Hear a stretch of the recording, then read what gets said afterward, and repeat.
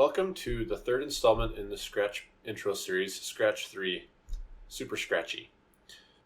This game is a really fun game to play, and there's a lot of really cool and fun concepts to teach along the way. So before we get started, you should have taken both Scratch 1 and Scratch 2 intro courses. And this class is going to go a little bit faster than even the one before. Unlike before, we're not going to stop between each step. I'm just going to explain what I'm going to do, and then I'm going to do it only once. So you may need to pause the video a few times if you get behind, or even rewind if you get lost. So Super Scratchy is a really cool, fun game. And what we're going to do is create a game where Scratchy flies around and slays dragons. So let's get started. The first thing we want to do is go to scratch.mit.edu in our browser. And then we're going to click on Create. Okay, so let's get a few things started. The first thing I'm going to go and do is change my backdrop. So I'm going to click on my backdrop, come here, and I want to look for something that's going to be a really good backdrop from this. You can choose anything you want. I'm going to look for the night city, or the city night here, and that's going to be the backdrop I'm going to use. The next thing is, currently there seems to be a bug in Scratch 3 where I can't find the dragon I want. So if I come down here to choose a sprite and I search for dragon, this is the only dragon that comes up, and he's pretty cool, but he's not quite what I was looking for. It turns out the dragon just isn't available this way. So what we have to do is go back, and we're going to take this Scratchy character and we're going to make him our dragon. So in this costumes, we're going to delete one of the costumes, and we're going to go choose a costume. This time when we search for dragon, we have these two dragon sprites, which is what I want to use. So I'm going to grab this guy, and I'm going to grab the other dragon here. And then finally I want to delete the superfluous cat, because we only want dragon. Okay, this dragon is great, but the dragon's, he's facing the wrong way. I need him to come at us from the other side of the screen, so we need to turn both of these around. The way we're going to do that is, with this sprite selected, we're going to do Control A to select everything on the sprite, and then we're going to do a flip horizontal, and see how we flipped around? Okay, so let's do that with this other sprite. So click on the sprite, click in the area here, Control A for select all, and then flip. If you're using a Mac computer, it's probably Command A. And now he's facing the right direction. And you also notice when we kind of flip between these two, it kind of gives us a nice little animation to where he's breathing fire and he's not. So this dragon is going to work out perfectly for us. So we still need to add, we're going to search for cat flying, and we're going to get this character here. Okay, so now I've got the two characters I want. This guy is going to be a little bit different. We're going to talk about him in a second, but he's a little bit big for this scene. So let's shrink him down a little bit. As you remember, the size right here is where you shrink this down. We're going to give him about 75% of his size, and I think that looks pretty good. And there's one more thing we need. So we need the heat-seeking-ampathought that Scratch is going to be shooting out of his eyes at the dragon. So there's one more sprite, so let's go grab it. And it's actually called Paddle. There we go, Paddle. And you'll also notice in the scale, this is way too big as well. So we're going to make this about, in scale, about 50%. Okay, and that looks pretty good. One of the main things I want to teach you in this course is the use of something called a prefab. A prefab is something that's commonly used in games. All it is it's an object that is set up in a certain way so we can clone it later, and those clones can each have their own individual behavior they're not tied to the same instance. It would be a pretty lame game if there was just one dragon flying at us. But what we can do is configure this dragon in such a way that a bunch of them could come and fly at us. So we're going to start with the dragon spawning as kind of the first thing we're going to tackle here. And the way prefabs work is, first off, any properties that this dragon inherently has is going to come with him when he gets cloned. So if I change his size, his direction, any of those things, those are going to be cloned along with the dragon as well. So that's what we mean by prefab. So for example, let's say I want to change his looks. We're going to do this a little bit by change color effect by 25. Okay, so I click on this a few times and I get kind of a series of different colors. So let's say we want to always spawn the dragons as purple, for example. By simply having this dragon be purple, when he gets cloned, he'll be purple again. So how might we clone him? The cloning happens over here in this control. There's these, when I start as a clone, create clone of myself, and delete this clone. These three tags are how we deal with prefabs and clones. And this is essentially the life cycle. Actually, this is the life cycle. At some point, some other script is going to create clone of either myself or something else. And when that clone is created, it gets this start block called when I start as a clone. This is just like the start block we use with the flag clicked, but it only happens when we create it as a clone. The one last thing we need to be aware of is if we create a clone, we need to delete that clone. If we don't delete the clones, eventually we'll create so many objects that the system will get choked down and won't be able to go any further. So anything we create, if we create a clone, we need to make sure that it eventually gets deleted when the time comes. I'm going to just kind of leave these here and just kind of rearrange them. So I want to focus first on when I start as a clone. I want to spawn dragons in multiple different sizes. So the first thing I want to do is change whatever size I am from whatever the prefab was to now. In the looks tab, we have set size to, and we have 100%. So I'm going to change this to a random percentage. We get the random out of the operations tab. We get, let's see, pick a random between, and I'm going to say 25% is the smallest we'll see this dragon, and say 150% is as big as he's ever going to get. So every time we run, it's going to pick a size between a quarter of the current size and 150 times or 50% bigger than this current size. Next, what I want to do is I think it's fun to spawn dragons of slightly different colors and things. So I'm going to go into the looks again, and I'm going to say set color effect to, and I'm going to grab another random number. So back in operations, we're going to pick a random, and this color effect goes from 0 to 255.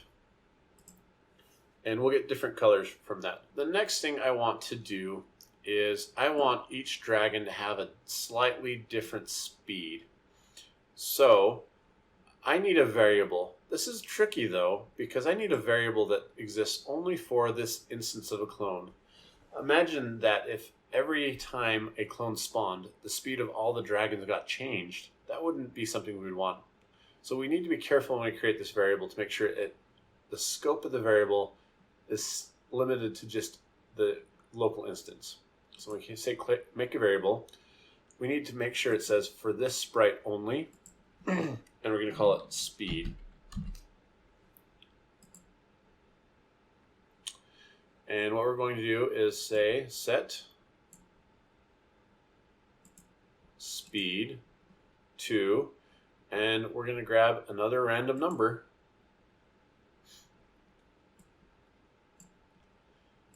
And we're going to be minusing these speeds out of here. So we're going to say a random number between minus 20 to minus 100. 20 being kind of a slow dragon coming across the screen, and 100 being kind of a fast dragon coming across the screen. The next thing we need to do with this dragon is make sure that when he starts as a clone, he always starts back at the beginning here, because we don't want our dragon spawning halfway in the middle of the thing. He's going to have to spawn over here. Just like we've done before in the past, the way we find out where we want to start at is by kind of moving our sprite to the very edge of where it'll let us move it to, and getting our numbers. So this one says 266. So we're going to set x to 266, and then the y position. So they're gonna spawn as high up as maybe this guy over here, maybe that high. Okay, so that is 189 on y to, let's call it 190 to negative 190. Okay, so let's grab set y2, and then we need to pick another random number.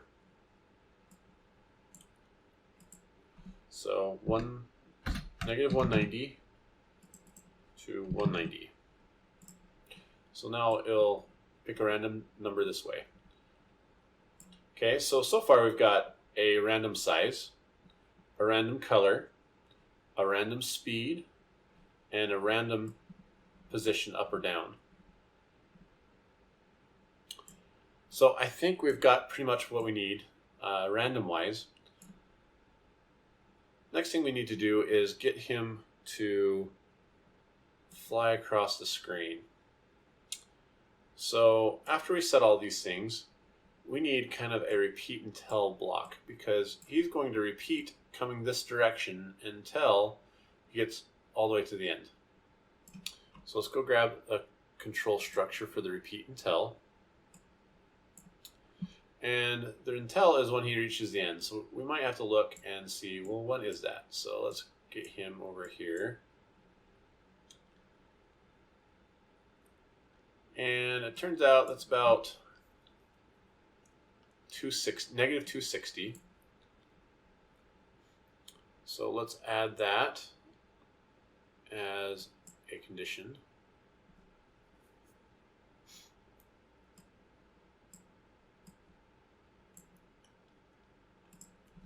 Negative 260. And if you'll remember, the X position is located in motion, and you just have to scroll down just a little bit to X position. So repeat until X position is less than negative 260. In this repeat, we're just going to change Y by a little amount. So, change X by a little amount. So let's grab one of those in here. And finally, once we've reached the other end, this dragon's done. So he needs to be deleted finally. So here we go. Our life cycle events delete the clone. So his life cycle looks like this. When we start as a clone, we pick a random size, a random color, a random speed. We set our X and Y positions. The Y to the random, but X always starts on the right. We repeat and change X by 10 until we're done. So X by 10 isn't quite right because it doesn't take into our speed. So let's fix that.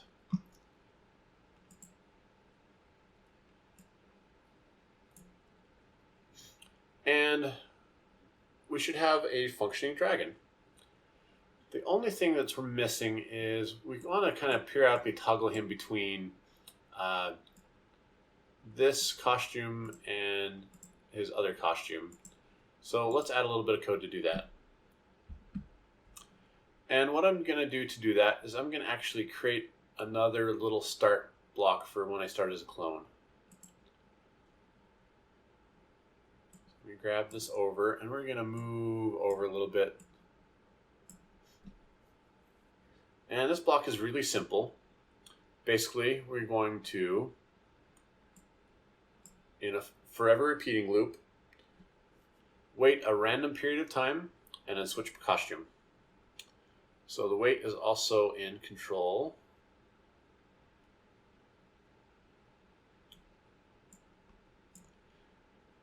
And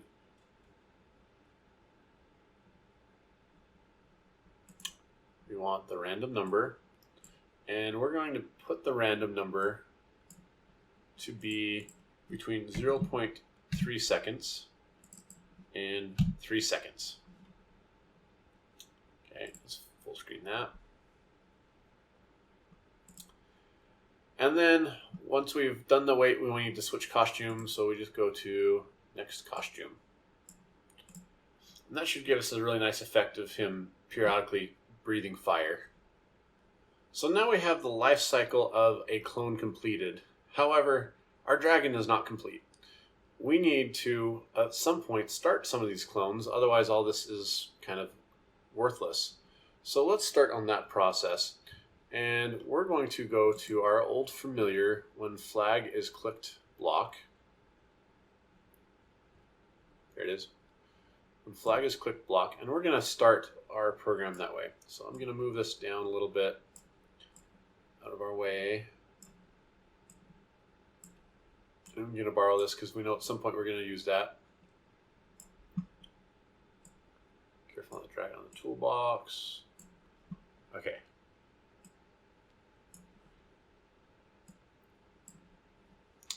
So how this is going to work is periodically I need to create a clone.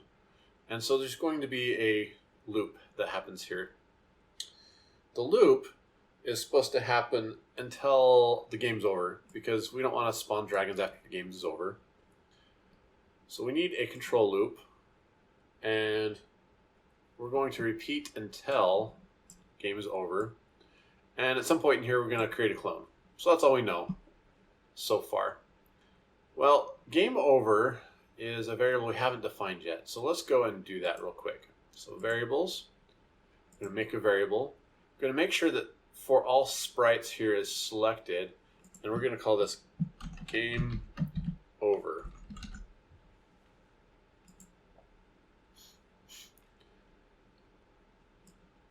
We're going to repeat until game over is 1 or true.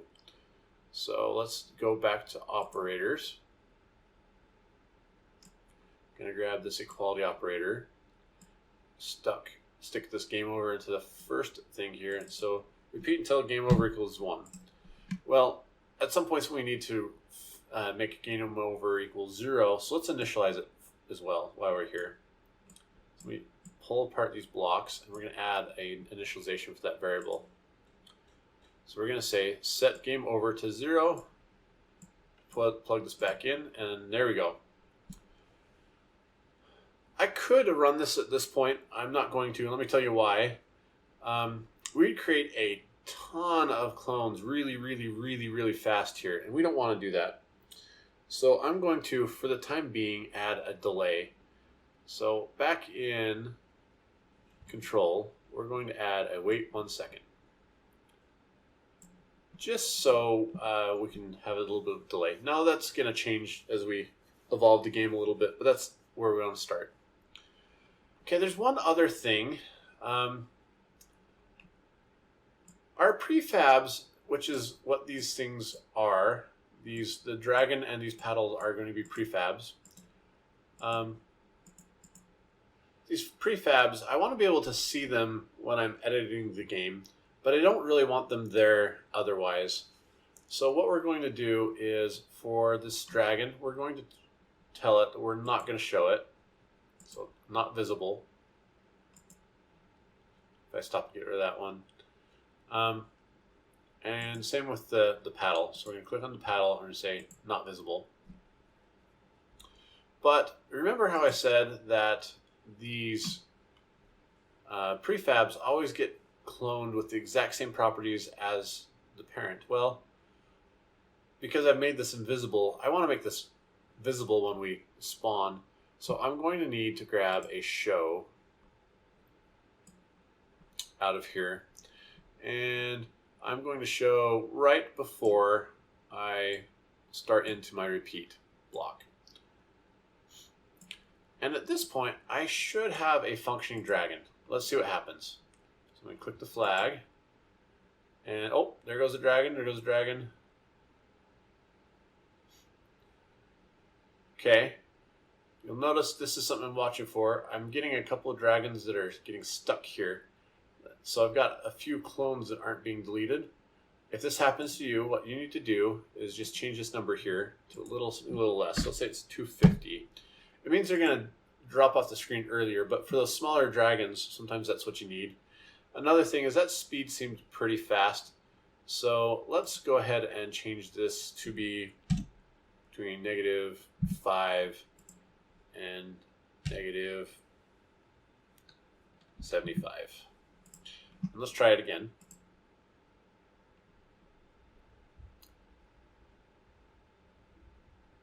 Okay, they're still a little bit fast, so I'm gonna turn this down a little bit more even still. We're gonna call this -50.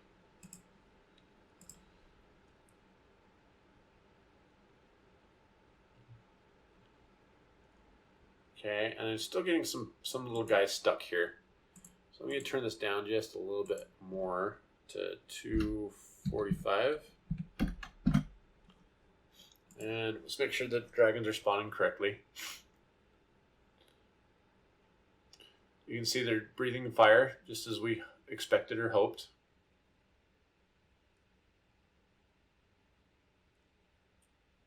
Okay, and I think one thing that is making these dragons go a little bit fast is I don't have a little bit of a delay in here. So let's add a tiny delay. No. Okay, I'm going to change this down one more time. So we're going to say -1. It's a really slow dragon to say 20 is the fastest it goes. Say -20 is the fastest it goes. Okay, let's make sure that speed looks a little better.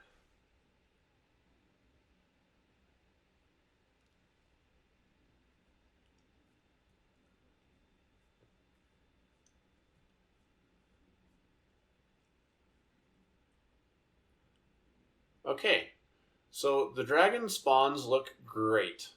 So I think we're done here. Next, let's make Scratchy fly. So I'm going to click on Scratchy here. And we need a few scripts to get him flying. To start with, we're going to go to the Events tab and grab a when flags clicked. Let me zoom in a little bit on this. And I want him to start out in a flying costume rather than the other one. So let's get that set up. So looks, switch costume to cat flying A. Next, I want to clear graphic effects. The reason I'm doing this is you'll see a little bit later. When he dies, we're going to do a little bit of graphic effect to him. And I want to clear that out before we start over. Next, we're going to add the main game loop in this character. We need a repeat until the game is over loop, just like we had in the dragon. Over in the control, we're going to grab this repeat until and grabbing the operators, the equality one, and then the variable, going to grab game over equals 1. Incidentally, we have some of these showing right here, which we don't want. So I'm going to uncheck game over. And if I click on Dragon 1, Let me uncheck speed as well. Okay. And what we need in here is pretty simple. We want to be able to move forward, backward, up, down, and fire. So we need 5 if loops that we're going to check for keyboard events. So in control, we're going to grab 5 if loops and just stuff them in here.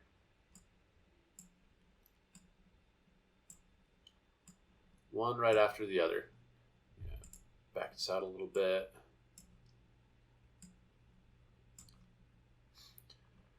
And what we're going to look for in these if loops is just different keys that are pressed.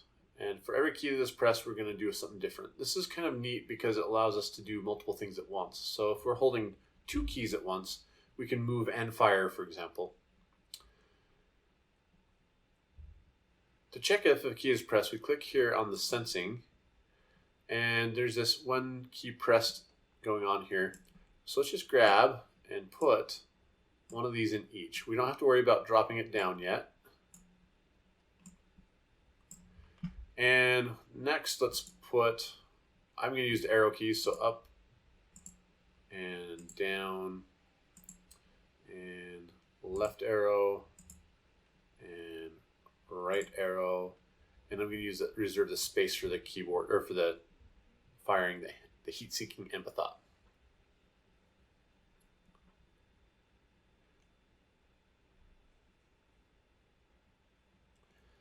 Okay, so when we've got that, we need to change directions for Scratchy. So for the movement, we just need to put in some change X's and change Y's. So for up and down, that's changes in the Y direction. So let's grab 2 change Y's by, drop them in. And for the left and right, those are changes to X. So we're going to say change X by, drop it into those 2. Now, it's going to make sense that because kind of gravity is acting against Scratchy, that he'd be able to go a little bit faster going down when he's working with gravity than against. So what I'm going to do is say when he's going up, he moves at a rate of 2. But when he goes down, he moves a little faster, at a rate of like -3. And then the same thing with the X direction. When he's moving forward, he's kind of got a headwind, but when he's falling back, he's kind of got a little advantage there. So we're going to say that he can move in this direction a little quicker. So in this one, I'm going to say he can move 3 and -4. So let's see what happens here. So I can move this way and back, up and down, and if I hold 2 of the buttons at the same time, I can do 2 directions at once.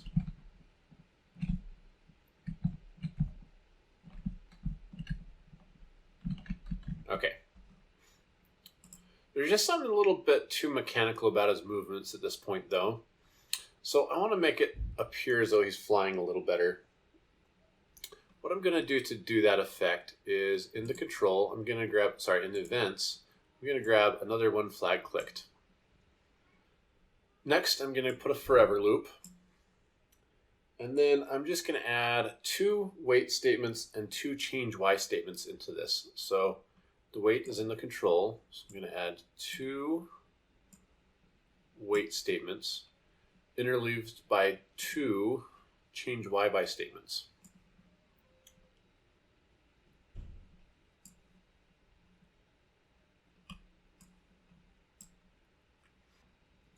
So we're going to change Y by -2, wait 0.5 seconds, change Y by +2, and wait another 0.5 seconds. This should give the effect that Scratchy's kind of bouncing around in the air a little bit. Okay, so here he is. Yeah, that looks much better. Perfect. Okay. The next thing we're going to work on is that heat-seeking-ampathought. In order to do that, I'm going to show you a little bit about custom blocks. So we've used custom blocks in the past to make a custom block, but we haven't gotten into a lot of the advanced stuff that this can do. We're going to create a block called shoot. And for us to be able to shoot successfully, we need to know Scratch's X position and we need to know Scratch's Y position. So we're going to add a variable for X position and another variable for Y position.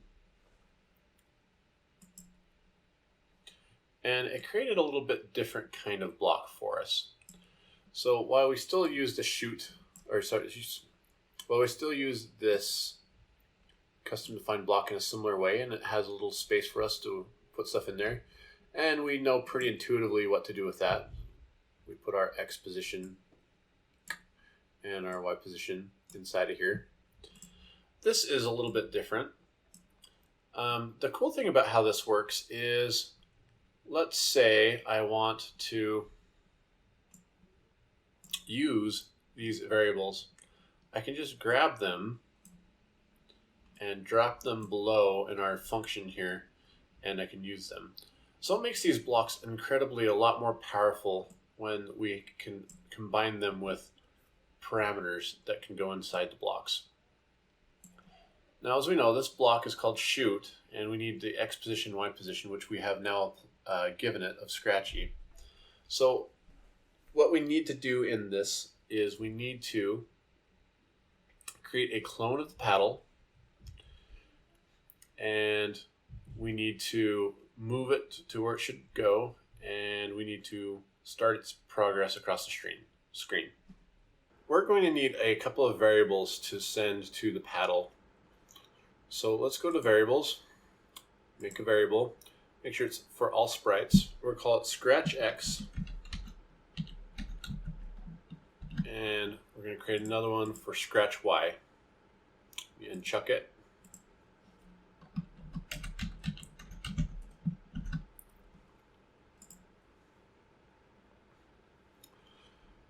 In this shoot, the first thing we want to do is set Scratch X and Scratch Y to the variables we passed in.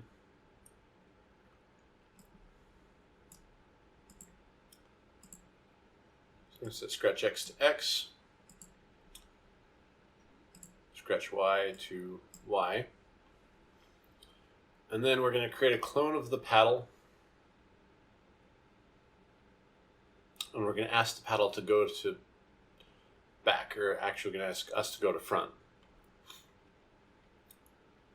So to make a clone, create a clone of paddle, and looks, we want to bring to front. Go to front layer. And that's all we need for the shoot. Before we get out of Scratch for now, we're going to do one more thing. When we hit the end of the game over, we kind of have a die procedure that we want to run. So let's define it. We're going to define a custom block because we're going to try and keep our main game loop as simple and as short as possible, and it's getting a little bit long. So let's define a block called die.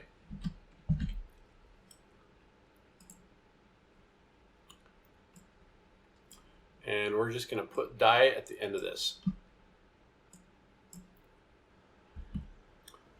So our procedure for die is pretty simple. Basically, we just want to switch the costume, and we want to change the color and ghost effect. So let's do the switch costumes. That's really easy. Okay, and we want Cat Flying Bee as the costume. We want to change the color effect.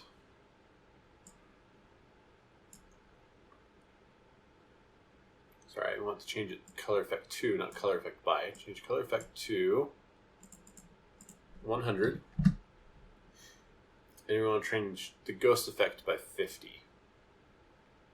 So we grab another of these color effects. So this time we say the ghost effect to 50. And that kind of makes them kind of a semi-transparent. So if I double click this, you can see it kind of turns this blue and is kind of semi-transparent. That's dead. So if I say I don't want a blue, let's say I want maybe more of a green, I could probably change that a little bit. So you got a little different color. However, if we do this when we die, when we come back, we need to make sure and undo it. So we got the cat flying A and the graphics fixed. So it goes back to normal. So let's give it a try. Okay. And then call die. Yeah. Cool. Perfect. So now we're ready to make the shooting work. So let's head over to the paddle. And we're going to start with the when I start as a clone block, which is in events. Actually, no, it's not in events, sorry. Weirdly, it's in control. So let's grab it. And I need to start out wherever he's at, his XY's coordinates, maybe plus a little bit of an offset. So I'm going to go grab a go to XY block and put it here. And for the X, it's going to be really easy because I'm just going to use the Scratch X variable. But I want to add an offset to the Y. So let me grab the Y while I'm here. Just place it down here. And then I just need a simple addition. Okay, so I think maybe about 10 should work. We'll give that a try. And I also want to set the ghost and color effect on this paddle. So let me go to looks. And let me grab two of these. Oops, not change, I want set. Set color effect and another set for ghost effect.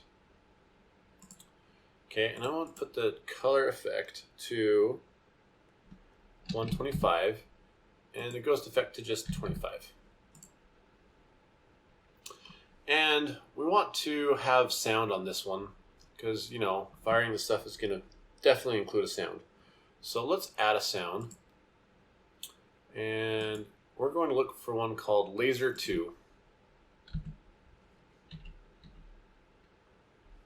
There it is. Okay. So there it is, Laser 2. So we want to then play the sound Laser 2.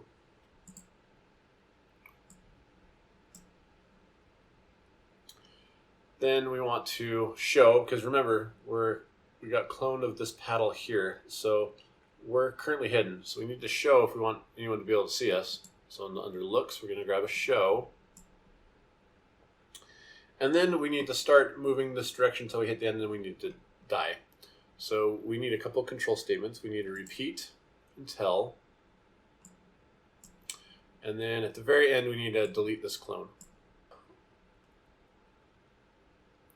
In the repeat until, we want to repeat until the X position is a certain spot. So let's show this for a second. And we want it to disappear when it's about right there. And let's see. That looks like X is about, let's round it to 235. So repeat until X position is greater than 235. Remember, X position is found in motion for some reason. Okay, and all we're going to do is we're going to just move. So we need to, again, in motion, we're going to do change X by 10. Let's give this a go. Okay, let's make you invisible. Try this again.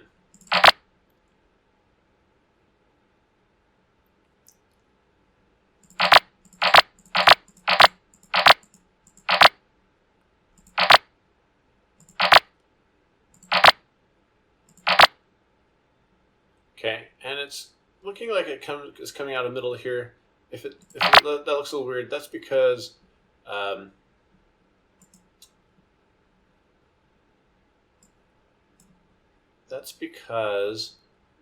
we haven't set Scratch X and Scratch Y. So let's run this kind of all together for real.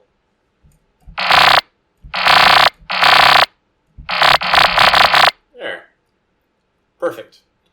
I want to hide this again, so let's turn this off.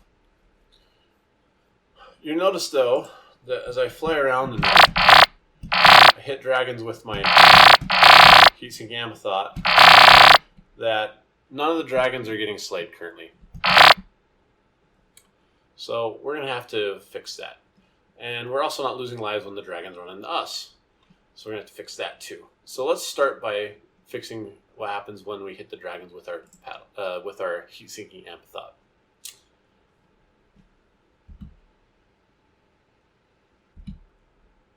So back to the dragon now, where we need to add a little bit of a change. So this loop here, we have kind of our main loop. We need to check at some point to see if we are ever hit by the paddle. And we're going to do that with a simple if statement. So under control, we're just going to say if then. And for this, we're going to go to sensing. And we're going to look for touching. And we're going to change it from mouse pointer to paddle. So if we're touching the paddle, at that point, rather than waiting until we reach the end of the screen to delete this clone, we're just going to delete the clone now. So under control, we get a delete this clone. And if we give this a try, yeah, so we're now able to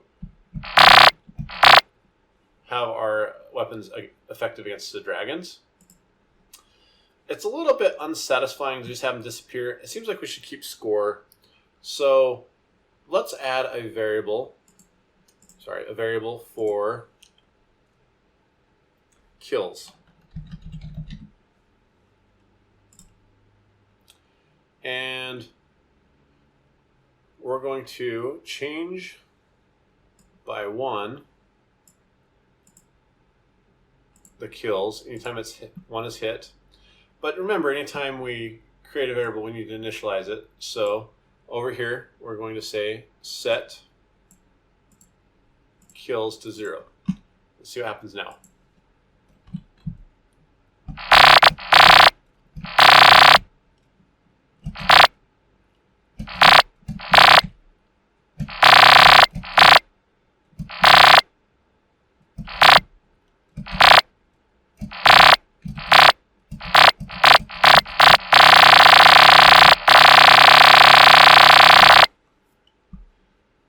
Okay, appears to be working. Now let's go back to Scratchy and let's make it so if a dragon hits Scratchy, then he gets a little in trouble. We're going to start by adding a lives variable.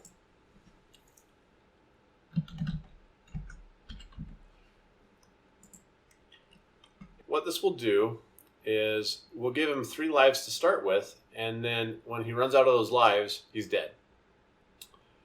So we're going to initialize lives. So set variable lives to 3. And then, so all we have to do now is do the same kind of thing we did with the paddle and the dragon. Is just detect if he's ever getting hit. And this detection needs to happen kind of very quickly. We've got a lot going on in each of our kind of game loops. We've kind of have a game loop here that does nothing but kind of make him float. But because of the wait half seconds between it, we can't use it. Otherwise, you would have to be, it could be as long as a half a second before it recognizes the collision between the dragon and Scratchy. And we can't put it here because so much else is happening. So in order of simplicity, we have yet another game loop where we're looking for whether we're touching the dragon. So under control, under events, we get another one flag clicked. And we're going to have another forever statement. And in this forever statement, we're just going to check continuously if we're hitting a dragon. And that's going to happen with this if then. In the sensing, we're going to be doing the touching, and instead of mouse pointer, it'll be the right one, which is our dragon. If we want to rename that, we can. In fact, let's do.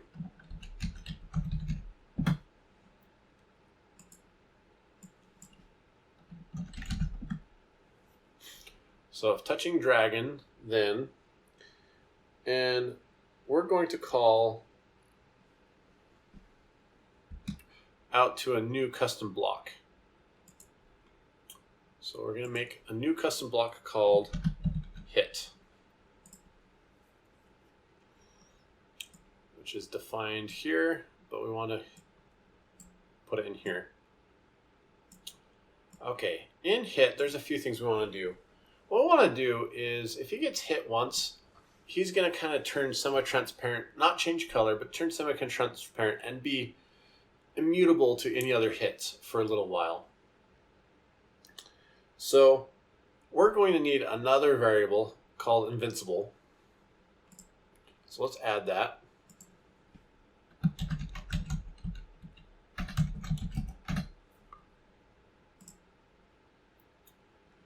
And it's another variable we're going to have to initialize, so let's take the time and do that real quick. So set invincible to 0. Okay. On this hit, we're going to disregard any hit if we're invincible or if the game's already over. So let's add an if statement in here. And in operators, we're going to need an or. Sorry, an and statement, because we have to be in the game and we have to be not invincible in order for what's going to happen here. So we're going to grab two of these equals signs and stick them in here. And we're looking for 0 on each of them. And it's variables for game over and uncheck invincible. Here we go. And invincible. So if we're not, or the game's not over and we're not invincible, then we need to take whatever action that we actually got hit. The first thing we do is change the lives by -1. So grab a change lives by -1. So we subtract the life. If our lives reach 0, then it's game over. So let's look at that next. While I'm here, I'm just going to grab lives. So control if, oops, no, that's a bad place to put it. There we go. So if, and then operators, if our lives equals 0, then we just simply set the game over flag. Sorry, the game over variable. So set game over to 1.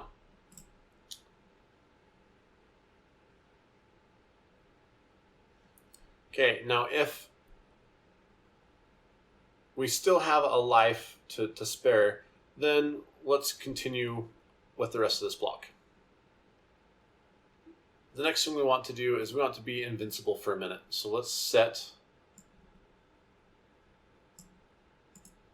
invincible to 1, just in case we get hit right away a second time, we'll be invincible. But being invincible has a couple things to it. So looks wise, we set our ghost effect to 50%. Next, we're going to add a sound. So let's go to sound and search, and we want meow.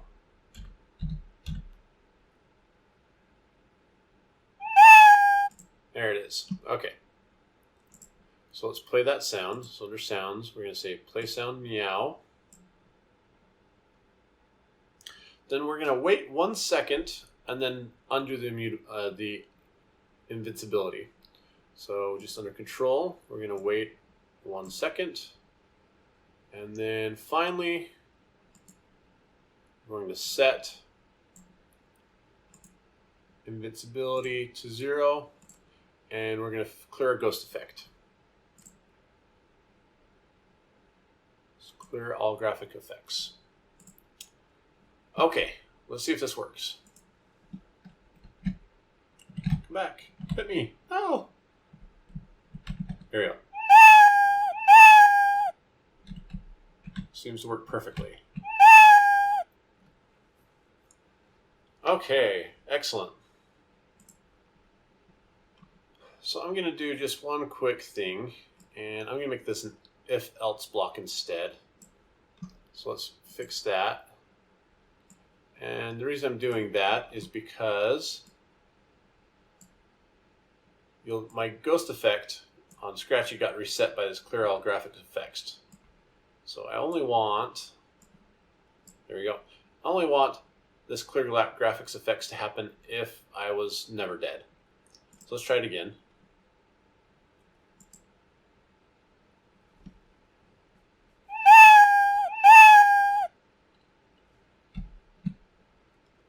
Okay, perfect.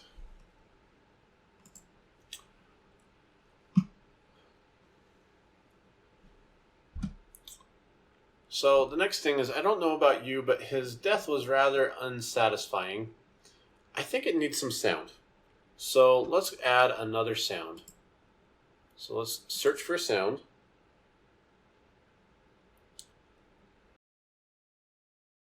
And what we're looking for is bell toll. Okay, so let's grab this guy. And we're going to stop all the other sounds to play our bell toll. It's going to go silent.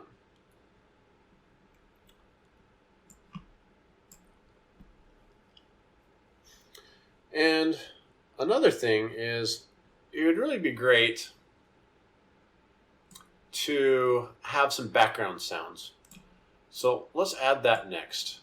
And I'm going to do that with yet another loop that we're going to have in here. It's getting to be a lot, I know, but in events, let's grab the one flag, clicked, and then for as long as the game is playing, we're going to repeat our background sound loop. So under control, we're going to repeat until operators. And that's going to be game over is 1. And what we're going to repeat is our play of the sound. We haven't picked the sound yet, so let's go do that. And you can pick something you'd like instead, but what I'm going to have it play is Techno 2.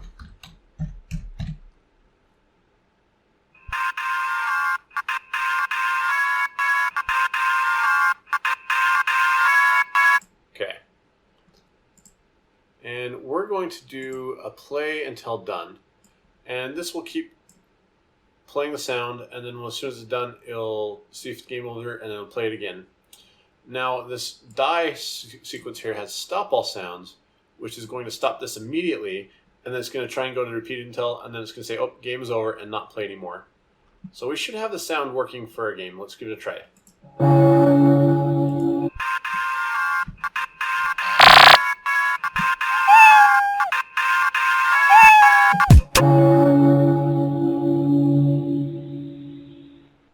Okay, very good.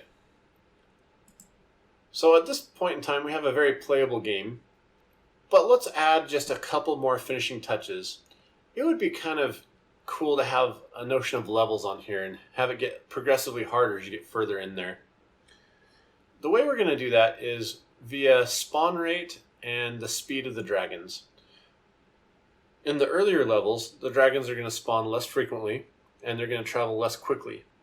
But as the levels progress, we want the dragons to spawn more frequently, and we want them to be able to travel faster.